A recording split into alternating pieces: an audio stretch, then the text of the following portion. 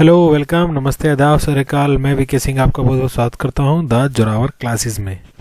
बच्चों, दिन है आज का शुक्रवार, और शुक्रवार को पता ही है आपको कि क्या है जी, परीक्षा है। ठीक है, साप्ताहिक परीक्षा। और तारीख हो गई आज 18/12/2020। ठीक है बेटा, तैयारी करें। देखते हैं आज के जो प्रश्न रहेंगे वो थोड़े से मिक्स रहेंगे। किसी में ऑप्शन दिया है, किसी में ऑप्शन नहीं दिया है, तो आप अपने हिसाब से आंसर उसका देते रहना। और मैंने बच्चों को बोला था कि आप हिंदी का फ़ॉन्ट डाउनलोड कर लें, तो आई होप आज आपके आंसर जो है हिंदी में मुझे देखने को मिलेंगे। चलिए शुरू करते हैं। पहला प्रश्न ये रहा आपके सामने। मैथिली में साहित्य सृजन करने वाला रचनाकार कौन है? जी, जिसमें जरूरत नहीं है ऑप्शंस की, इसलिए हमने उसमें ऑप्शन नहीं दिए हैं। ठीक है, बताइए। मैथिली में साहित्य सृजन, ठीक है, लिटरेचर जो बनाया है मैथिली में, उसके जो रचनाकार हैं जी, मैं लिख देता हूं, विद्यापति। क्लियर? विद्यापति। देखिए, बहुत सारे बच्चों ने उत्तर दिया, पर शायद लेट दिया है, मुझे ठीक से दिखाई नहीं। चलिए, प्रश्न नंबर 2 जी, वाह व्यंजन का उच्चारण स्थान क्या है? जो वाह है उसका व्यंजन जो उच्चारण स्थान है वो क्या है, बताइए। ये तो आसान है जी। जी ठीक है, चलिए लिख देते हैं। ये हो जाएगा आपका दंत्योष्ट, यानी कि जब आपके दंत और होस्ट मिलकर जब उच्चारण करते हैं तो हो जाता है दंतोष्ट। ठीक है, यानी कि टीथ प्लस लिप्स। ओके, चलिए प्रश्न नंबर 3 ये रहा, जल्दी से पढ़ के आगे बढ़ते हैं। भारतीय संविधान में किन अनुच्छेदों में राजभाषा संबंधी प्रावधानों का उल्लेख है? जी हाँ जी, एक नहीं बताना है बेटा। कई बच्चे 343 कर रहे हैं। 343 से तो शुरू हो रहे हैं ना, कहाँ से कहाँ तक है? 351 तक है, ये याद रखना। ये परीक्षा में आया हुआ सवाल है। इसको कई तरह से पूछ लेते हैं कि भारतीय संविधान में हिंदी भाषा से संबंधित आखिरी अनुच्छेद वर्णित कौन सा है, वगैरह वगैरह, कई तरह से पूछा जाता है। चलिए प्रश्न नंबर 4, ब्रज भाषा क्या है? पूर्वी, पश्चिमी, बिहारी या पहाड़ी? बताइए जल्दी से उत्तर इसका।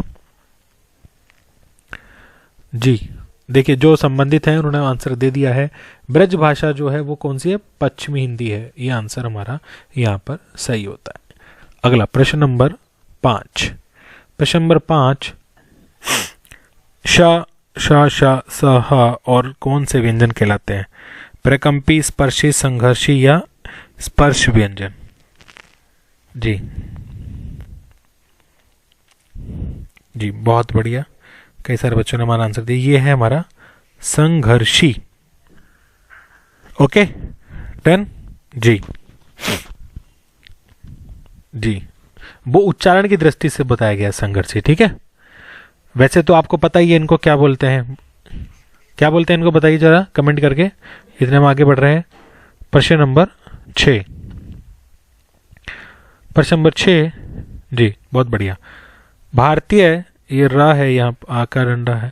भारतीय संविधान की 8वीं अनुसूची में शामिल भाषाओं की संख्या, ये तो आसान है, ये तो सभी को पता ही होना चाहिए कि कितनी भाषाएं हैं जी, 22। ठीक है, चलिए बहुत बढ़िया, आपको ये नोट पर भी मिल जाएंगी।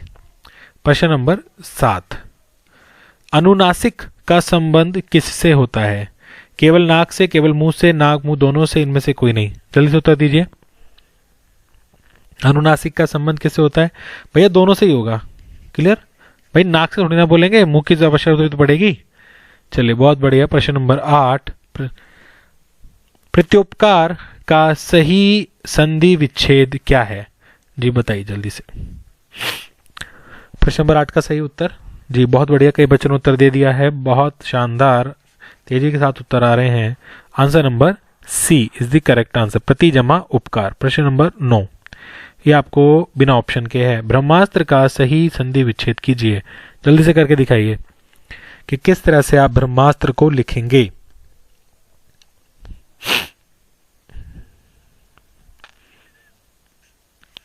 मैं भी लिख देता हूं,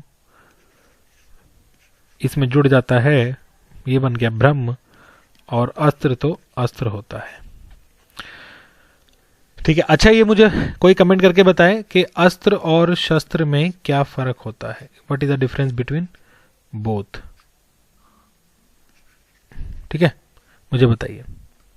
चल कमेंट कर सकते हैं ना। अस्त्र का एक एग्जांपल दे दीजिए और एक शस्त्र का एग्जांपल दे दीजिए, मैं समझ जाऊंगा। क्लियर? मैं क्या, सब लोग समझ जाएंगे जी।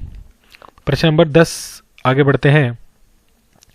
क्या बोल रहे हैं? निम्नलिखित पद इक प्रत्यय लगने से बने हैं। ठीक है, इनमें से कौन सा पद गलत है? जी बताइए, कौन सा पद गलत है?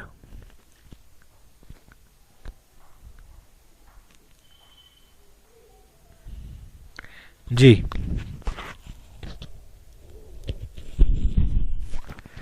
जी, आप देख सकते हैं यहाँ पर आपको विक मिल रहा है, यहाँ पर आपको जिक मिल रहा है, यहाँ पर आपको भिम मिल रहा है, पर यहाँ पर जब इसका संधि विच्छेद करेंगे तो ये पक्ष अलग हो जाएगा।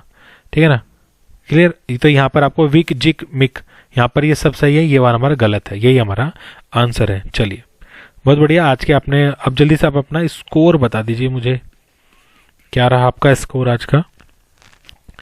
कुछ बच्चे अच्छा स्कोर कर रहे हैं, कुछ बच्चे कम स्कोर कर रहे हैं। उनका रीज़न ये है कि वो निरंतर रूप से नहीं पढ़ पा रहे हैं, क्योंकि उनकी परेशानी ये है कि वो सामने देख रहे हैं कि उनको लक्ष्य अभी तक उन्होंने नहीं बनाया है ना, इसीलिए उनका कम स्कोर आ रहा है। बेटे पढ़ाई से जुड़े रहें, ठीक है ना? ज़्यादा समय नहीं है आपके पास। नए साल के नए वर्ष में ही आपको जल्द से जल्द आपको वैकेंसीज मिलने दिखाई देंगी। ठीक है, चलिए अगली वीडियो में दोबारा से मिलते हैं। तब तक आप अपना ध्यान और अपने घर वालों का ध्यान रखिए। जय हिंद, जय भारत, जय हिंदी।